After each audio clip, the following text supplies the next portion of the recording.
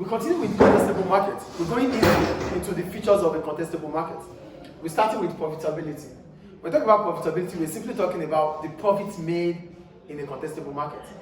In a contestable market, initially, there are few firms in that market, so it is likely they make supernormal profits. But as soon as a lot of firms come into that market, supply will increase. As a result of that, supernormal profit becomes a normal profit. So in the short run, it is possible that firms in that market will be able to maximize their profits. Get the point? It's a contestable market, but it doesn't start as a contestable market. So that means initially there's always going to be few firms in that market. So few firms in that market would be able to maximize their profits. But for the fact that one of the features of a contestable market is free entry and exit, it means firms might as well come into the market. So as soon as more firms come into the market, the supernormal profit becomes a normal profit. That's about profitability. So let me read further. Profitability. In a contestable market, there's possibility for firms to make supernormal profits. This is at the initial stage, which is in the short run. In the short run, as this will occur before other firms set up in the market. As soon as more firms set in, supply will increase and competition will bring the prices down. So they won't be able to make supernormal profit further because the prices will be low, based on the fact that the market becomes competitive. And in a competitive market, prices are expected to be lower than if it is a market that is not competitive. So the supernormal profit stops because the prices goods are sold reduces to what it used to be. Do you understand profitability here? Thus, the extent to which supernormal profit can be made will be based on the barriers to entry and exit. So if it is called a contestable market because there's no barriers to entry and exit. But firms might still be able to make supernormal profits if the barriers to entry is lower. Do you get the point here? If the barriers to entry and exit is lower, which means new firms cannot come in, that means supply will still be less than what it used to be. The supernormal profit can still be in existence. But as soon as more firms come in, there won't be supernormal profit. Rather, we have normal profit. Is profitability clear here? Yes. In the short run, there's possibilities to make the highest possible profit, which is profit maximization. But in the long run, they're not going to be able to make supernormal profit. Rather, they're going to make normal profit. That is profitability. Any question about that? Where?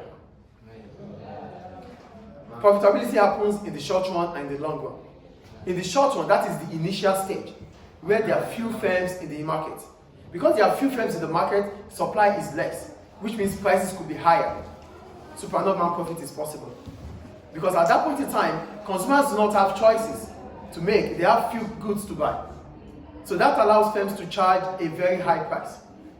So you are able to make a supernormal profit because you are charging a higher price. But as soon as in the long run, where all factors are variable, it means new firms might have been able to come into the market. As soon as new firms comes in, supply would increase. If supply increases, prices are expected to fall. The supernormal profit becomes a normal profit. Is it clear now? The second one, pricing decision. Firms in contestable markets may use limit pricing, which may serve as a barrier to entry. So the point about pricing is this. Yes, the market will become contestable, but the market is not contestable. It is either maybe a monopolistic market or a perfect competition or a monopoly. So at that stage, firms would never want contestable markets because the contestable market reduces their profit. Yes or no? So they might set a limit price, which means they set a lower price. Setting a lower price makes it unattractive to set into that market. Get the point here? Firms are there. They are figuring it out that the market could become contestable. So they don't want it to be contestable. As a result, they start selling at a lower price. That is what we call limit pricing. So selling at a lower price makes the market unattractive. Is it legal? It's legal. It's okay because the market is selling at a lower price. It's not collusion. So they are setting that price to not make it attractive for new businesses to come in. You know, we have a lot of schools, right? I continue to use schools as an example because that is the most example you can easily understand. There are a lot of schools now, yes or no? So a lot of schools might have come in, maybe because the school fees is high. Do you get the point here?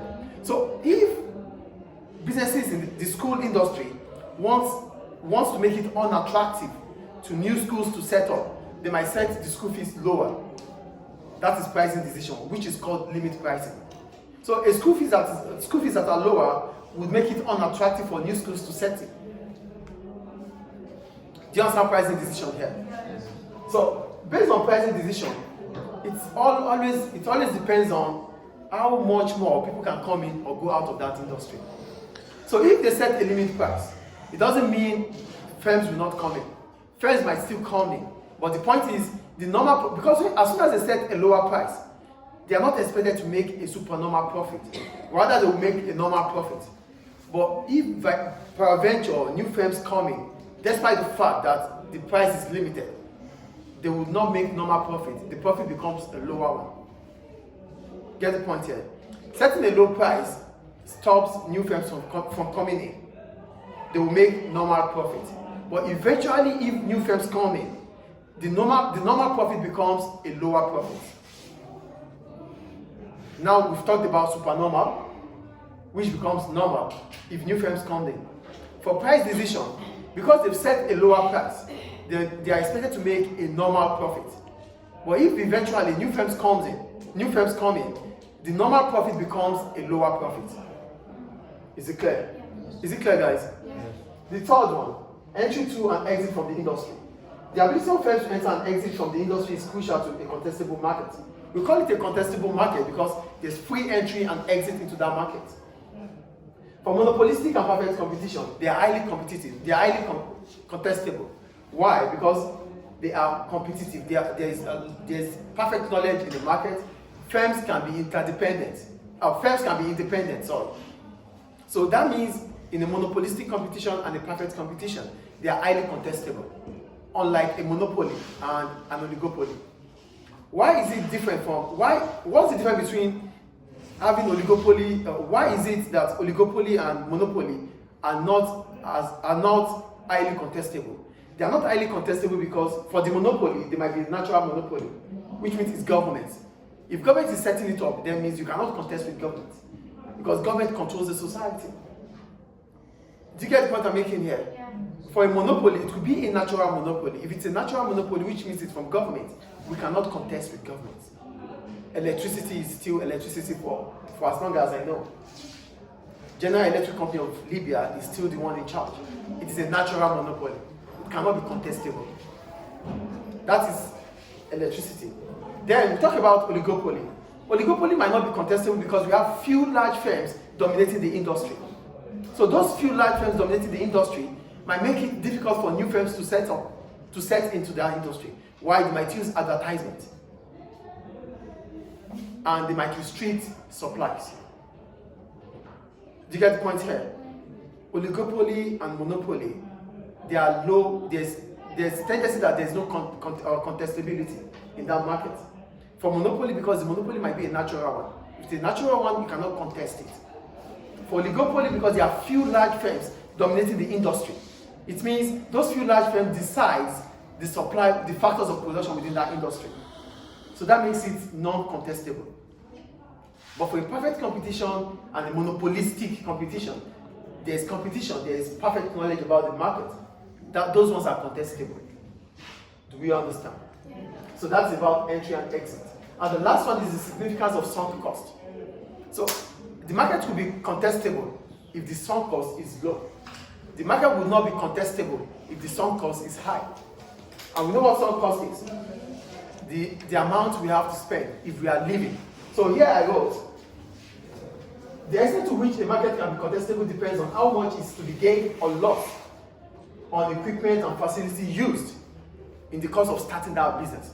So if the amount of money we spend to procure the equipment and machinery is high and the facility is high, so to leave the market, how much are we going to gain? How much are we going to lose? So this will determine if it's contestable or not contestable. Any question about the features of contestability? Thank you.